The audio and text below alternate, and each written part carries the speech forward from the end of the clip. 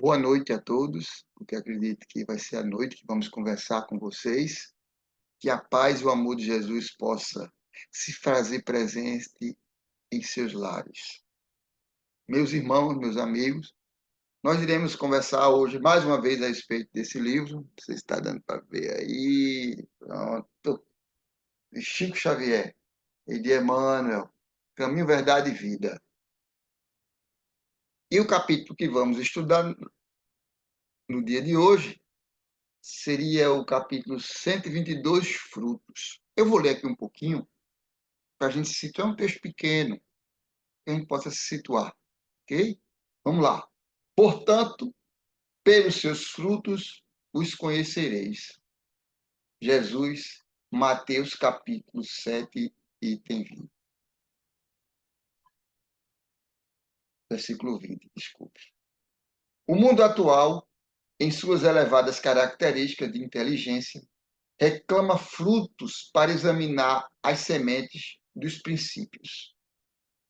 O cristão, em razão disso, necessita aprender com a boa árvore que recebe elementos da providência divina por meio da seiva, convertendo em utilidades para criaturas.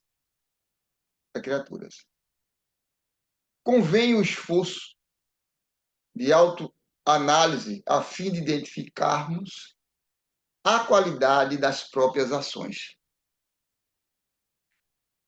Muitas palavras sonoras proporcionam simplesmente a impressão daquela figueira condenada. É indispensável conhecermos os frutos de nossa vida de modo a saber se beneficiam os nossos irmãos. A vida terrestre representa oportunidade vastíssima, cheia de portas e horizonte para a eterna luz. Em seu círculo, pode o homem receber diariamente a seiva do alto, transformando-a em frutos de natureza divina. Indiscutivelmente, a atualidade reclama ensinos edificantes, mas nada compreenderá sem demonstrações práticas, mesmo porque, desde a antiguidade, considera a sabedoria que a realização mais difícil do homem na esfera carnal é viver, morrer fiel ao supremo bem. Meus amigos, quais são os frutos que nós estamos deixando aqui na Terra? Muitas vezes a gente, quando pensa em frutos, a gente pensa em benefícios monetários, né? Heranças. Mas e os exemplos? Os frutos de uma família, de um pai, de uma mãe, são os filhos, né? Entendemos bem isso. Mas é só fazê-los e deixá-los viver? Eu, quando leio um texto desse, eu reflito muito na questão da educação. Eu reflito muito na questão de como eu posso fazer que meus filhos se tornem pessoas melhores. Eu gosto muito de uma passagem que tem no Evangelho segundo o Espiritismo, que fala sobre o homem de bem. E ele começa a dizer, o homem de bem é aquele que... O homem de bem... Eita, a minha memória está fraca, viu, gente? O homem de bem é aquele que pratica a lei de justiça, de amor e de caridade. É o início. E lá ele narra, na minha visão, um conjunto de éticas para que você possa fazer, não só você, como seus filhos, como a sua família, ser melhor. Eu penso assim, sabe, meus amigos, vivemos hoje numa época tão complicada, de tantas facilidades, que você fica, quando for educar, você tem que ter muito cuidado. E, Antônio, como assim muito cuidado? Porque eu não posso dizer uma coisa para os meus filhos e fazer outra. Esse é o grande problema. Eu não posso dizer a meu filho que não fume onde ele me vê fumando. Eu não posso dizer a meu filho que não beba onde ele me vê bebendo. Eu não posso dizer a meu filho que não engane onde ele me vê enganando. Eu não posso dizer a meu filho que não minta, e ele me vê mentindo. Então, você, como criatura, é exemplo. E como exemplo, você tem que fazer por onde aquilo valer. A lição é bem clara a respeito disso. Não adianta eu falar de uma coisa e não viver ela. A doutrina espírita, ela mostra muito isso, onde você tem que viver o que você fala. Isso é exemplo. E transformar esse exemplo em benefício do outro. É essa a proposta do Cristo. Mas como assim, Antônio? Mas Jesus deixou uma coisa que eu achei muito interessante. Ele disse, ama a teu próximo. Mas ele colocou uma condição, como a ti mesmo. Eu observo que tem muita gente no mundo que não está se amando. E quando você não se ama, você não consegue ser exemplo para ninguém. Porque você já deixou para você a falha, uma falha grande, onde você não consegue resolver. E aí, quando você tem a coragem de se transformar, aí a coisa começa a mudar. Porque eu estava hoje analisando isso. Como todos nós, temos um bicho dentro de cada um. Poxa, Antônio, como assim um bicho? Você pode ser um leão, com força, com coragem. Você pode ser uma hiena, com covardia e gosta de pegar o resto da carniça. Mas você também pode ser um lobo feroz e agredir as pessoas por qualquer coisa. Então a gente tem que ter uma coisa chamada doma. Todo mundo tem que se domar. Poxa, peraí, como assim?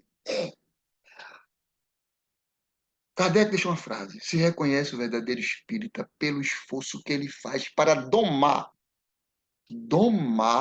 as suas más inclinações. Mas o que é essa doma? O que é uma doma?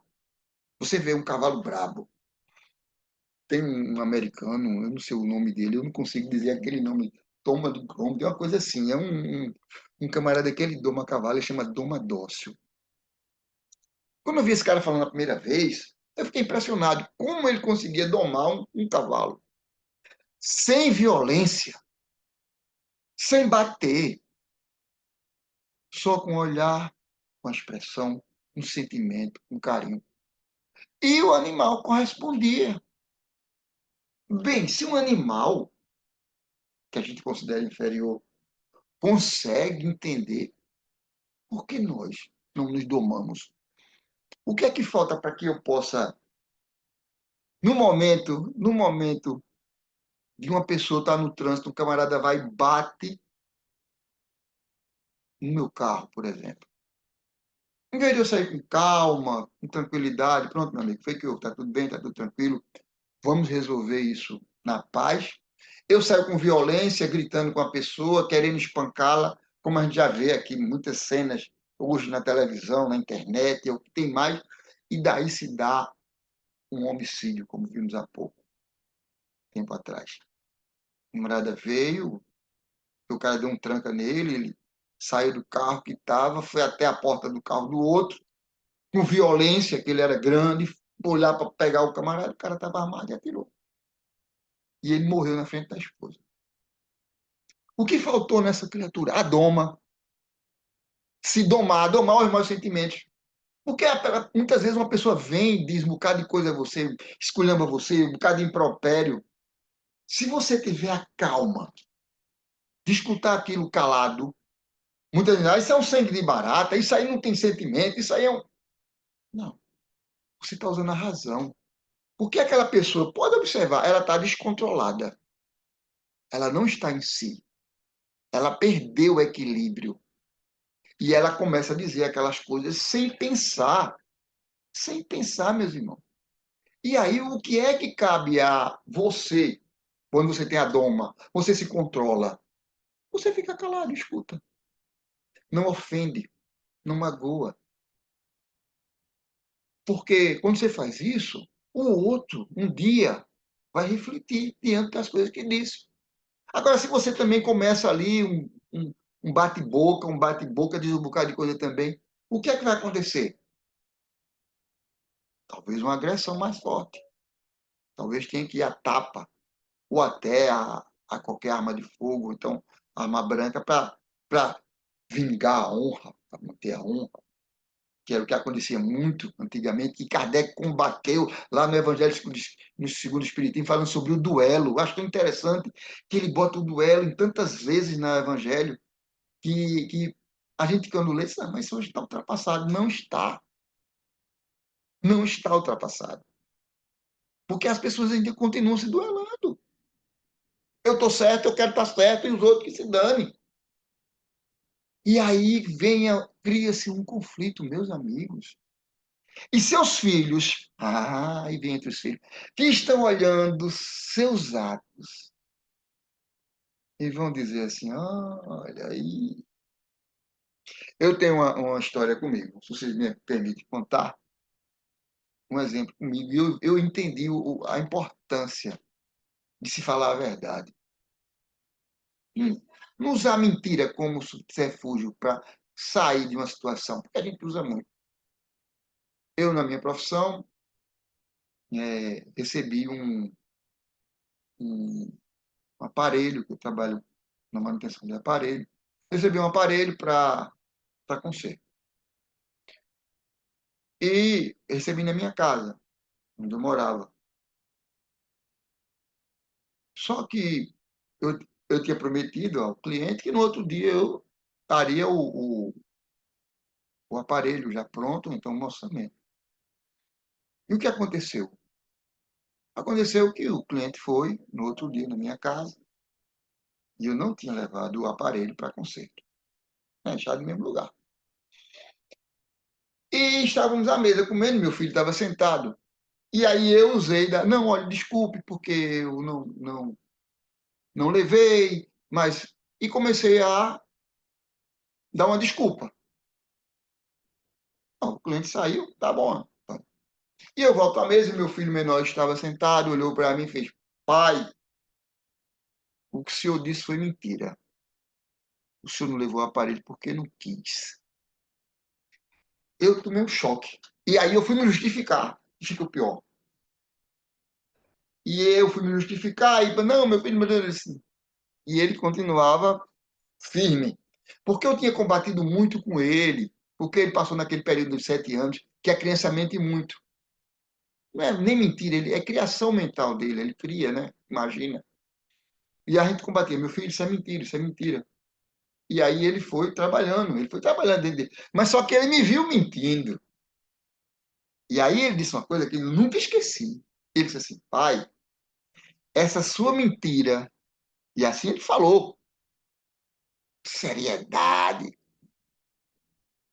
coincidência, consciência moral. Ele disse assim, essa mentira que o senhor contou aí, está guardada lá no céu. Eu achei aquilo fantástico.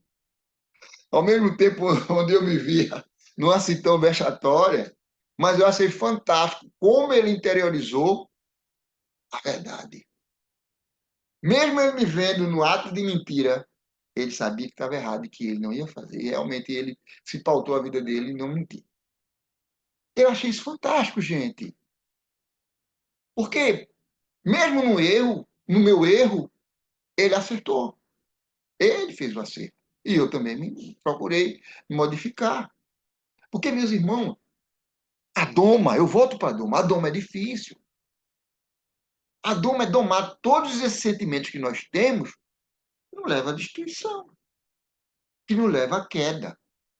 Quantas pessoas agora que estão me ouvindo, que estão vivendo um problema em casa, uma coisa, muitos casais, vou ser mais direto, muitos casais, que estão vivendo uma coisa que é horrível, que é o ciúme. O que é o ciúme? O ciúme é destruidor. O ciúme acaba relacionamento. E por quê? Porque é a insegurança minha do ciumento. E aí ele tem que procurar domar. Então, ele vai deixar de ter ciúme? Não. Ele não vai deixar de ter ciúme. Porque o ciúme é uma doença. Mas o que é que ele vai fazer? Ele vai domar o ciúme. Oi, Antônio, como é que eu domo o ciúme? Se controlando. controle, meus irmãos, nós temos que ter o nosso controle mental. O que eu posso controlar são meus sentimentos, eu vou controlar. Eu não posso controlar as coisas da natureza, os acontecimentos que não estão no meu controle. Esse aí eu tenho que aceitar. Aconteceu, eu aceito. Resiliência, resignação. Mas o que eu posso, esse sentimento que me destrói, eu vou controlar. A mulher chegou, não sei onde ela estava, ela chegou. Eu posso até, ô meu amor, foi que houve? Demorou tanto? Não, eu estava ali, ela, tá, acabou, encerrou o assunto. Eu não tenho que estar mais. Você estava com quem? E isso é hora de você chegar? Você começa uma briga sem motivo. A pessoa se atrasou pelo trânsito, N motivos. Não quer dizer que está fazendo alguma coisa errada. Mas o ciumento, ele vive, ó, nesse turvelinho de pensamentos. Então, o que é que ele tem que fazer? Porque eu aprendi uma coisa, sabe, meus irmãos? Isso Edivaldo Pereira Franco me ensinou. Ele disse: se eu sou o que traio, se eu sou o traidor, o problema é meu. Eu que vou responder pela traição. Eu que vou responder pelo engano, pelo engodo. Não é o outro, não. O traído é a vítima. Ele é que é a vítima. Ele não tem nada. Sou eu que traio, eu vou ter que responder. Porque isso, como meu filho, isso fica gravado lá no céu.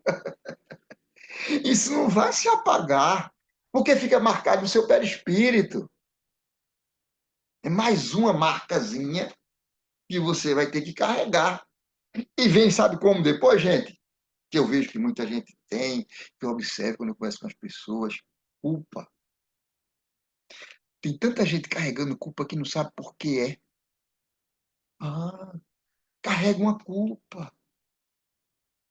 Que aquela culpa ali, às vezes, é tão dolorida e ele não vai para psicólogo, vai para psiquiatra, vai para não sei o que, toma remédio, você olha, e não se livra dela, porque está lá no passado, marcou, está de espírito, e não aprendeu, não sabe como resolver aquilo. Se manifesta de várias maneiras. Por isso que é importante a gente ter essa interação conosco, de fazer uma reflexão, de entrar no nosso pensamento, de buscar dentro de nós a resposta desses problemas e se perdoar. Se perdoar. Porque dessa forma eu serei exemplo para outras pessoas. Eu poderei caminhar de uma forma tranquila, buscando ajudar meu próximo. Porque eu tenho que primeiro me perdoar, eu tenho que me ajudar, eu tenho que me resolver. É por isso que nós estamos aqui na Terra. Meus irmãos, nós estamos aqui na Terra. Não é para pagar nada. Eu de pagar, eu acho tão horrível. Tem dentro do Evangelho, tem várias vezes, né? Mas Antônio, acredito que a gente aqui não está no processo de pagar, não. A gente está aqui em dois processos, de reparar e de aprender. Estamos aqui para aprender, resolver essas pendências morais que nós temos. Oi, como é isso? O pai vem, imagina, vamos imaginar aqui, hipoteticamente, o indivíduo que foi pai em outra vida, mas era aqueles homens que gostavam de ter várias mulheres.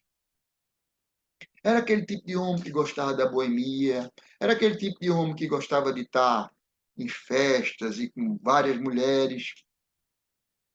E quando chegava em casa, o dinheiro já tinha se acabado. Algumas migalhas e a família passando necessidade. Ele muito engomadinho, muito bonitinho para sair à noite, e a esposa e os filhos vivendo uma vida miserável. E, além do mais, era um déspota.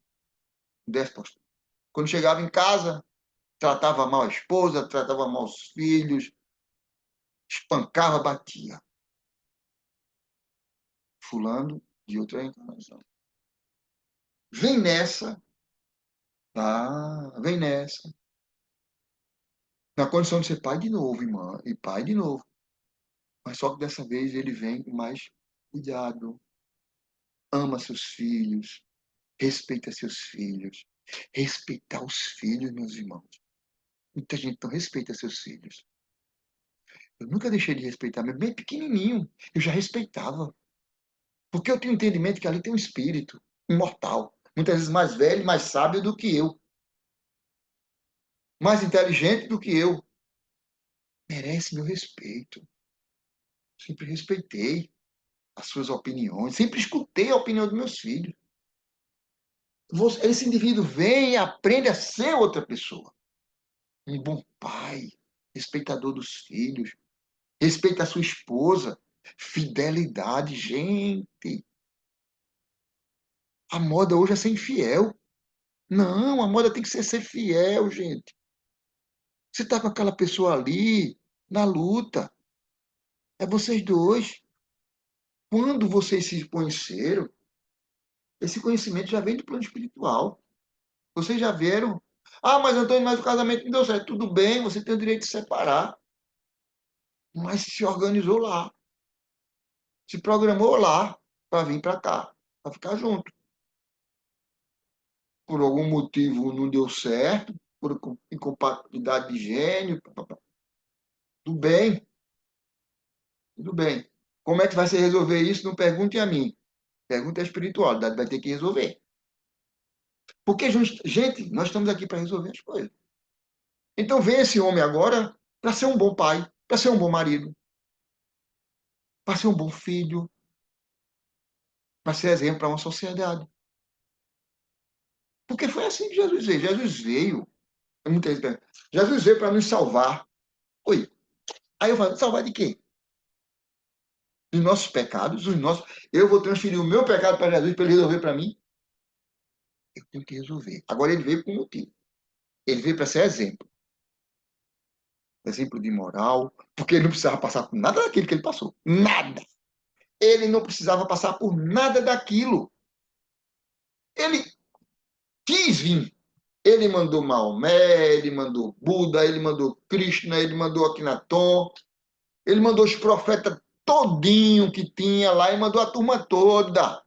Buda, Krishna, ele mandou todo mundo em todo canto. Mas ele disse, não, eu vou lá. Como bom professor, quando vê um aluno que não consegue aprender, ele vai lá naquele aluno e diz, como é que eu posso te ajudar? Tem um filme que eu me derreto, que é O Mestre com Carinho. E tem até uma música que é linda, né? Jesus é aquele mestre que veio com carinho para nos ensinar. Mas a gente ainda é complicado, meus irmãos. Nós somos complicados. Por isso que nós estamos aqui, nessa luta constante e diária para ser melhor. Então, meus amigos, eu falo para os pais, eu falo para os filhos, eu falo para todos vocês que estão me ouvindo. Procure transformar, procure domar as suas más inclinações para que você se torne uma criatura melhor e possa ajudar os outros. E quando eu falar ajudar os outros, sabe, gente, a gente tem que deixar bem claro isso. Não é você pegar tudo que você tem e dividir com todo mundo. Não é isso, a proposta de Jesus não é essa. Você pode ajudar os outros com uma conversa, com um papo. Às vezes a pessoa não está querendo dinheiro, a pessoa não está querendo comida, a pessoa está querendo quem o ouça, quem presta atenção nele,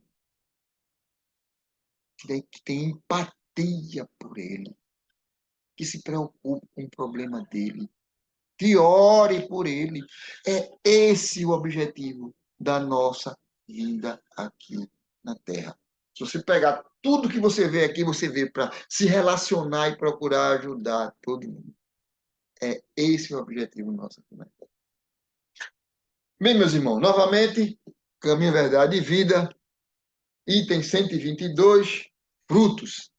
Seja você bons frutos, seja você uma árvore boa, seja você uma árvore que dê frutos maravilhosos para a sua família, para a sua sociedade, para o seu país, para o mundo que vivemos. E nós estamos precisando muito, muito de oração e de paz. Que Jesus nos abençoe, nos ilumine, hoje, agora e sempre. Assim seja.